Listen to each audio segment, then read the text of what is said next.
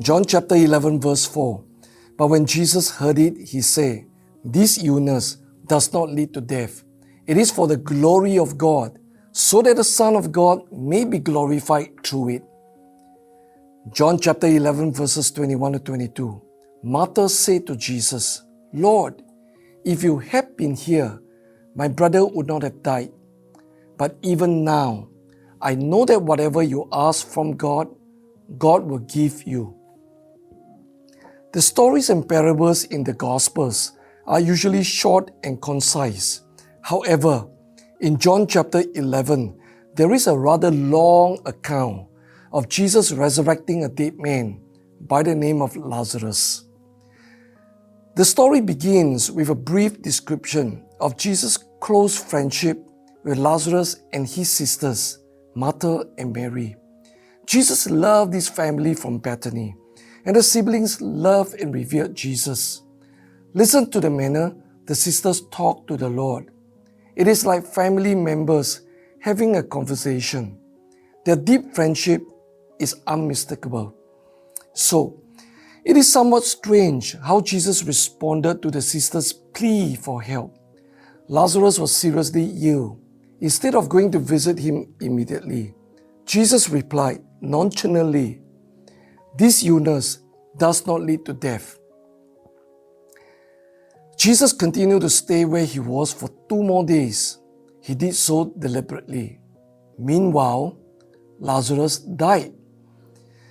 At this juncture in the story, the only clue we have of Jesus' animated behavior is his statement explaining his seeming disinterest and inaction. It, referring to Lazarus' death, is for the glory of God, so that the Son of God may be glorified through it. But it is not a helpful clue. The disciples remained in the dark until they were about to set off for Bethany. That was when Jesus disclosed to them that Lazarus had already died. The disciples became even more confused. Didn't Jesus say 2 days before that Lazarus' illness would not lead to death? What is Jesus up to? By the time Jesus reached Bethany, Lazarus had been dead for 4 days. He was already buried in a cave tomb. Jesus was 4 days too late. Both Martha and Mary separately uttered the same words of disappointment when they spoke to Jesus. "Lord, if you had been here, my brother would not have died." They blamed Jesus. Interestingly, it is blame laced with faith. They believed that their brother would have lived if Jesus had arrived earlier. They had faith in Jesus' ability to heal. While Mary stopped there and said nothing more except to weep, Martha went on to say, "But even now, I know that whatever you ask from God, God will give you." It is one thing to believe that Jesus can heal. It is another matter altogether to believe that Jesus can raise the dead, especially when a person had been dead and buried for 4 days, and the corpse had begun to decay and stink. You have to give credit to Martha for her faith. But even now are 3 remarkable words. These words are a spontaneous declaration of a faith in Jesus. It takes mountain-moving faith to say something like that. Jesus was 4 days too late, or was he? When he was brought to the cave tomb where Lazarus was buried, Jesus instructed those around him to roll away the stone that sealed the tomb. Then Jesus cried out with a loud voice, "Lazarus, come out!" With these 3 words, Lazarus hopped out of the tomb. He was still bound with the linen strips. It was a comical sight. But no one was laughing. The crowd must be stunned to see the dead Lazarus alive and kicking. How is this possible? Well, with Jesus, nothing is impossible. Jesus' command unleashed a surge of divine power into the dead body and instantaneously revived it. Jesus not only heals, he also brings the dead back to life. Jesus is the life and the resurrection. Hallelujah! It does not matter how long a person or a thing has died. When God's power is unleashed, that which is dead will be brought back to life.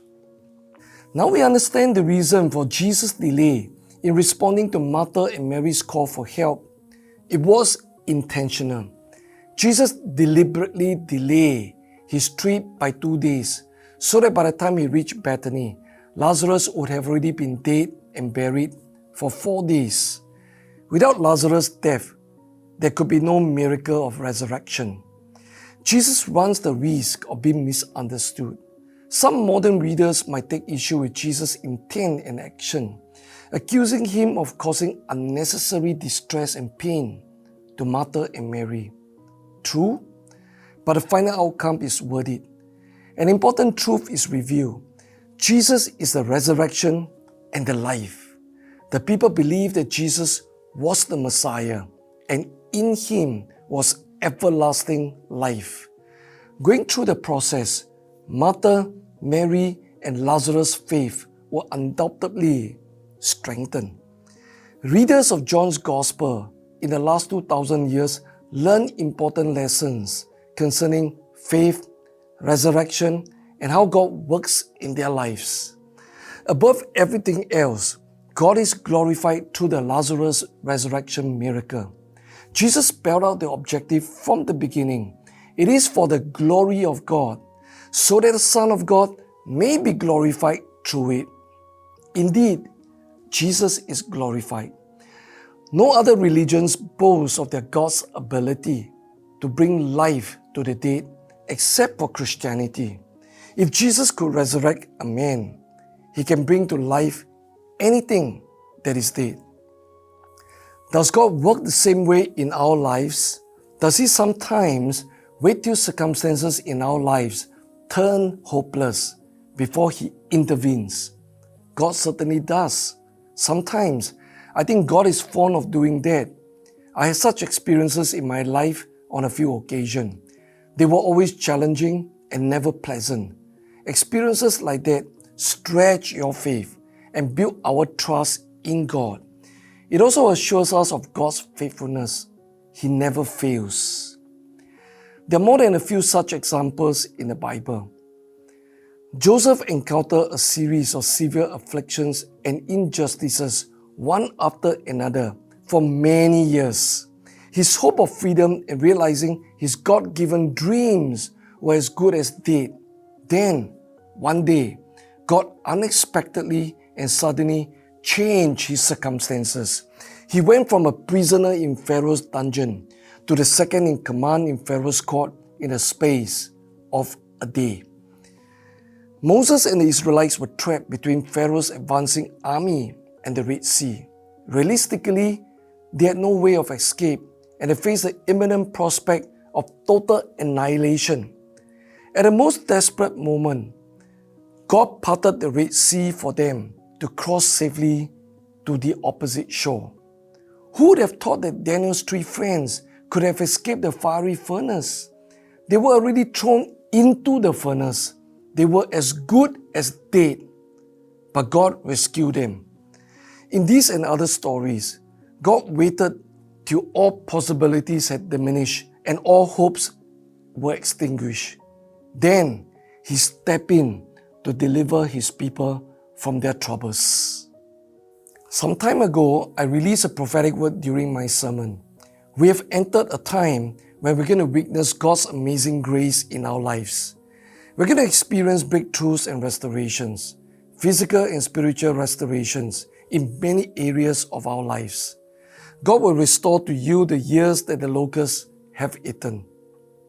I elaborated on the timing aspect of the fulfillment in our lives.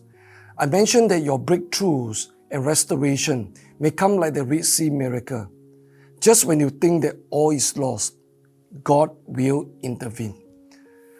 Alternatively, your breakthrough and restorations may come like the Lazarus miracle, when all is already lost, your hope is dead, and you have already given up. Then God intervenes. Keep praying, keep pressing in, keep believing. Nothing is impossible. With God, all things are possible. Speak into your lifeless and hopeless situation. Just as Martha did, declare, but even now, that which is dead shall come alive. We believe in the God who gives life to the dead and calls things that are not as though they were. God has appointed a time for your breakthroughs and restoration. He's never too early and it's never too late. He's always on time. His timing is always perfect. In His time, God will make all things beautiful for you. When your breakthroughs and restorations come, they will come suddenly and swiftly, just like the streams in the Negev. See, I'm going to do a new thing. Now it springs up. Do you not perceive it? I'm making a way in the desert and streams in the wasteland. May the Lord bless you in this season of breakthroughs and restorations.